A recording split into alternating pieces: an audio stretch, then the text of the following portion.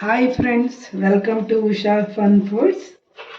ಇದು ಏನು ಮಾಡ್ಬೋದಪ್ಪ ಅಂದ್ಕೊಂಡ್ರ, ಈಗ ಮಾವಿನ ಹಣ್ಣಲ್ಲ ಇದು ಫ್ರೆಂಡ್ಸ್, ಮಾವಿನಕಾಯಿ, ತೋತಾಪುರಿ ಕಾಯಿ. ಇದು ಹುಳಿ ಮಾವಿನಕಾಯಿ ಸಿಕ್ಕಿದ್ರೆ ಚೆನ್ನಾಗಾಗುತ್ತೆ. ನಾನು ಇವತ್ತು ಇದರಿಂದ ತೊಕ್ಕು ಮಾಡೋದನ್ನು ತೋರಿಸ್ತಾ ಇದ್ದೀನಿ. ತುಂಬ ದಿವಸ ಇಟ್ಕೋಬೋದು, ಆದರೆ ಫ್ರಿಜ್ಜಲ್ಲಿ ಇಟ್ಕೋಬೇಕು. ಈ ಥರ ಎಲ್ಲ ಸಿಪ್ಪೆ ತೆಗೆದು ಸಣ್ಣಗೆ ಹೆಚ್ಕೋಬೇಕು. ಇಲ್ಲಿ ಒಂದು ಕಡೆ ಉಪ್ಪನ್ನು ಹುರಿಯೋಕೆ ಇಟ್ಕೊಂಡಿದ್ದೀನಿ. ಉಪ್ಪು ಹುರ್ಕೋಬೇಕು ಇದಕ್ಕೆ ಹಾಕೋಕ್ಕೆ, ಇಲ್ಲಾಂದರೆ ಕೆಟ್ಟೋಗ್ಬಿಡುತ್ತೆ. ಉಪ್ಪು ಹುರಿದು ಚೆನ್ನಾಗಿ ಹುರ್ಕೋಬೇಕು, ನೀರಿನ ಅಂಶ ಎಲ್ಲ ಹೋಗುತ್ತೆ ಇದ್ರೊಳಗಿಂದು. ಅಲ್ಲಿವರೆಗೂ ಇದನ್ನು ಹುರ್ಕೋಬೇಕು. ಈ ಥರ ಎಲ್ಲ ಉಪ್ಪಿನಕಾಯಿಗೆ ಹಾಕುವಾಗಲೂ ಈ ಥರ ಮಾಡಿಕೊಂಡ್ರೆ ಬೇಗ ಕೆಡಲ್ಲ, ಅದು ಚೆನ್ನಾಗಿರುತ್ತೆ. ನಾನು ಕಲ್ಲುಪ್ಪು ತೊಗೊಂಡಿದ್ದೀನಿ, ಅದನ್ನು ಈ ಥರ ಒಂದು ಕಡೆ ಹುರಿಯೋಕೆ ಇಟ್ಕೊಂಡಿದ್ದೀನಿ. ಈ ಮಾವಿನಕಾಯಿಗಳನ್ನೆಲ್ಲ ಸಿಪ್ಪೆ ತೆಗೆದು ಹೆಚ್ಚಿಟ್ಕೋತೀನಿ. ಈಗ ಇಲ್ಲಿ ಉಪ್ಪು ಹುರಿಯೋಕೆ ಇಟ್ಕೊಂಡಿದ್ದೀನಲ್ಲ, ಇಲ್ಲಿ ಏನು ಮಾಡ್ತಾ ಇದ್ದೀನಿ ಗೊತ್ತಾ ಫ್ರೆಂಡ್ಸ್, ಕಾಡು ಮಾವಿನ ಹಣ್ಣು ಇರುತ್ತಲ್ಲ, ಸಣ್ಣ ಮಾವಿನ ಹಣ್ಣು, ಅದರದ್ದು ಮಾವಿನ ಹಣ್ಣು ಮೇಲೊಗ್ರ ಅಂತೀವಿ, ಅದನ್ನು ಮಾಡ್ತಾ ಇದ್ದೀನಿ. ಇದು ವರ್ಷಗಟ್ಟಲೆ ಇರುತ್ತೆ. ಹೀಗೆ ಬೆಲ್ಲ ಹಾಕಿ ಕುದಿಸಿ ಇಡಬೇಕು. ಇದಕ್ಕೆ ಬೆಲ್ಲ ಮತ್ತು ಉಪ್ಪು ಚೂರು, ಆಮೇಲೆ ಸ್ವಲ್ಪ ಕಾಳು ಮೆಣಸಿನ ಪುಡಿ, ಸ್ವಲ್ಪ ಅಚ್ಕಾರದ ಪುಡಿ, ಇದಿಷ್ಟನ್ನು ಹಾಕಿ ಕಿವುಚಿ ಹೊರಟೆ ಎಲ್ಲ ಇದರಲ್ಲೇ ಇಟ್ಟಿದ್ದೀನಿ. ಇದರಲ್ಲೇ ಇಟ್ಕೊಂಡು ಚೆನ್ನಾಗಿ ಕುದಿಸಿ ಇಡಬೇಕು. ಪಾಕ ಬಂದ ಮೇಲೆ ಒಂದು ಬಾಟ್ಲಿ ತುಂಬಿ, ತಣ್ಣಗೆ ಆರಿದ ಮೇಲೆ ಒಂದು ಬಾಟ್ಲಿ ತುಂಬಿ ಇಟ್ಕೊಂಡ್ರೆ ತುಂಬ ಚೆನ್ನಾಗಾಗುತ್ತೆ ಫ್ರೆಂಡ್ಸ್. ಇದು ಈ ಕಡೆ ಇದನ್ನು ಮಾಡ್ಕೋತಾ ಇದ್ದೀನಿ, ಈ ಕಡೆ ತೊಕ್ಕಿಗೆ ರೆಡಿ ಮಾಡ್ಕೋತಾ ಇದ್ದೀನಿ. ಈ ಥರ 2-3 ಕೆಲಸ ಒಟ್ಟೊಟ್ಟಿಗೆ ಮಾಡ್ಕೋಬೋದು ಫ್ರೆಂಡ್ಸ್, ಆಗ್ತಾ ಇರುತ್ತೆ. ಒಳಗೆ ಇರ್ತೀವಲ್ಲ ಮನೆಯಲ್ಲಿ, ಮಾಡ್ಕೋಬೋದು. ಇದು ತೋತಾಪುರಿ ಮಾವಿನಕಾಯಿ ಆಗಿರೋದ್ರಿಂದ ಅಷ್ಟೊಂದು ಹುಳಿ ಇರಲಿಲ್ಲ, ಅದಕ್ಕೆ ಇದನ್ನು ಮಾವಿನ ಹಣ್ಣು ಹುಳಿ ಅಥವಾ ಗೊಜ್ಜು ಮಾಡೋಕ್ಕಾಗುತ್ತೆ ಅಂತ ಹಾಗೆ ಇಟ್ಕೊಂಡಿದ್ದೀನಿ. ಇದು ಹಣ್ಣಾದಂಗೆ ಕಂಡ್ರೆ ಇದು ತುಂಬ ಹುಳಿ ಇತ್ತು, ಅಪ್ಪೆ ಹಣ್ಣು ಇದು. ಇದು ಒಂದು ಜೀರಿಗೆ ವಾಸನೆ ಮಾವಿನಕಾಯಿ ಅಂತ ನಮ್ಮೂರ ಕಡೆ ಇರುತ್ತೆ, ಪುಟ್ಟದು. ಅದು ತುಂಬ ಹುಳಿ ಇತ್ತು, ಅದನ್ನೊಂಚೂರು ಸೇರಿಸ್ಕೊಂಡಿದ್ದೀನಿ. ತುಂಬ ಹುಳಿ ಇರೋದಾದರೆ ರುಚಿ ಆಗುತ್ತೆ ಇದು. ಇದಕ್ಕೆ ಏನೇನು ಹಾಕೋದು ಅಂತ ನೋಡೋಣ. 1/4 ಚಮಚ ಆಗೋಷ್ಟು ಮೆಂತ್ಯನ ಹುರ್ಕೋತಾ ಇದ್ದೀನಿ.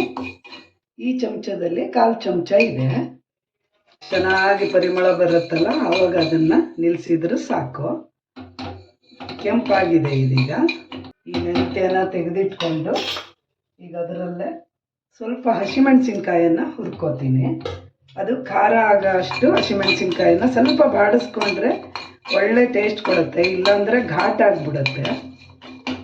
ಎಣ್ಣೆ ಏನು ಹಾಕೋದು ಬೇಕಾಗಿಲ್ಲ, ಹಾಗೆ ಸ್ವಲ್ಪ ಬಾಡಿಸ್ಕೋಬೇಕು.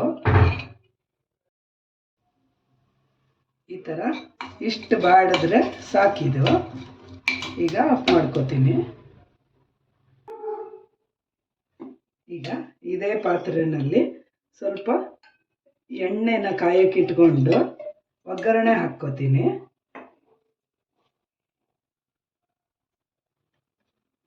ಈಗ ಎಣ್ಣೆ ಕಾದಿದೆ, ಇದಕ್ಕೆ ಸಾಸಿವೆ ಒಗ್ಗರಣೆ ಹಾಕ್ಕೋತಾ ಇದ್ದೀನಿ.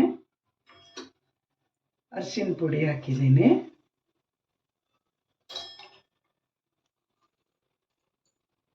ಸ್ವಲ್ಪ ಜಾಸ್ತಿನೇ ಹಿಂಗ್ ಬೇಕಾಗುತ್ತೆ, ಹಿಂಗ್ ಹಾಕಿದ್ದೀನಿ.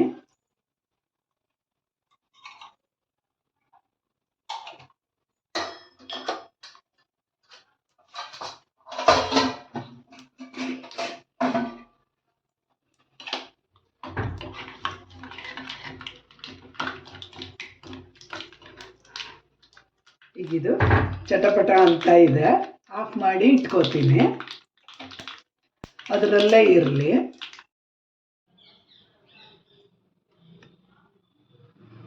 ಈಗ ಒಂದು ಮಿಕ್ಸಿ ಪಾತ್ರೆಗೆ ಈ ಹುರಿದಿಟ್ಕೊಂಡಿರೋ ಹಸಿಮೆಣಸಿನ್ಕಾಯಿ ಹಾಕ್ಕೋತೀನಿ. ಹಾಕಿ ಸ್ವಲ್ಪ ಉಪ್ಪನ್ನು ಹಾಕ್ಕೋತೀನಿ, ಪೂರ ಸೇರಿಸ್ಕೊಳ್ಳೋದಿಲ್ಲ. ಇದು ಮೆಂತ್ಯನ ಪುಡಿ ಮಾಡಿ ಇಟ್ಕೊಂಡೆ, ಆವಾಗ ಹುರಿದ್ನಲ್ಲ ಅದನ್ನು ಪುಡಿ ಮಾಡಿ ಇಟ್ಕೊಂಡಿದ್ದೀನಿ, ಅದನ್ನು ಹಾಕ್ತಾ ಇದ್ದೀನಿ. ಜೊತೆಗೆ ಸ್ವಲ್ಪನೇ ಈ ಮಾವಿನಕಾಯಿನ ಹೋಳನ್ನು ಹಾಕಿ ಮಿಕ್ಸಿ ಮಾಡ್ಕೋಬೇಕು, ನೀರೆಲ್ಲ ಹಾಕಬಾರ್ದು. ಇದನ್ನು ಚೆನ್ನಾಗಿ ನುಣ್ಣಗಾಗೋ ಥರ ಮಿಕ್ಸಿ ಮಾಡ್ಕೋತೀನಿ ಫ್ರೆಂಡ್ಸ್.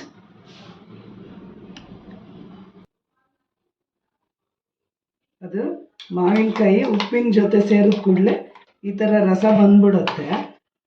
ಈಗ ನೀರು ಹಾಕ್ಕೊಳ್ಳದೆ ರುಬ್ಕೊಂಡಿದ್ದೀನಿ. ಎಲ್ಲದನ್ನು ಇದೇ ಥರ ರುಬ್ಕೋತೀನಿ.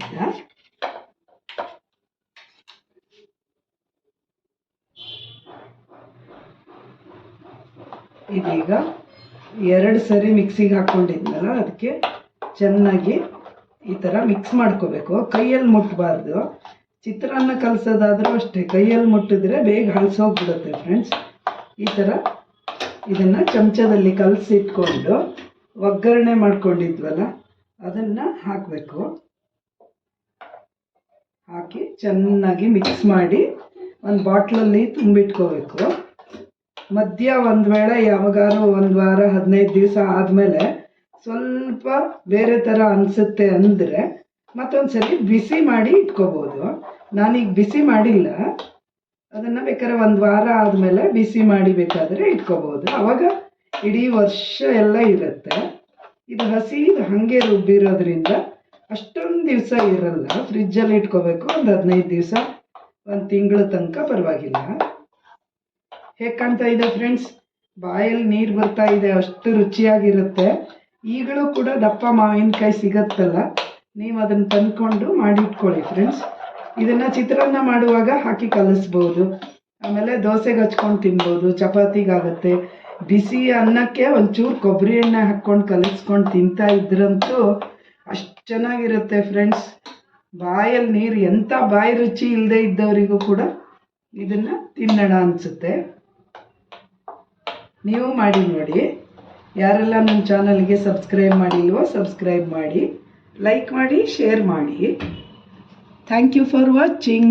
Bye bye.